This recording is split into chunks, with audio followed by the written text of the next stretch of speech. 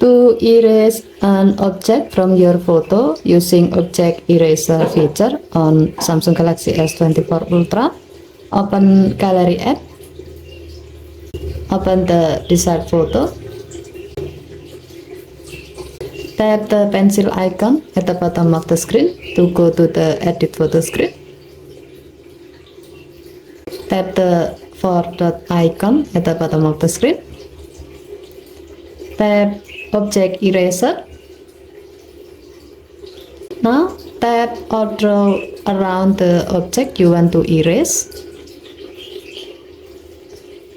By default, magnetic lasso feature is on. That's why the line you draw will snap onto the object. Next, tap erase to erase the selected object from the photo.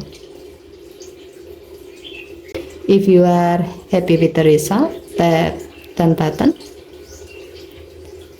And then tap save to save the change.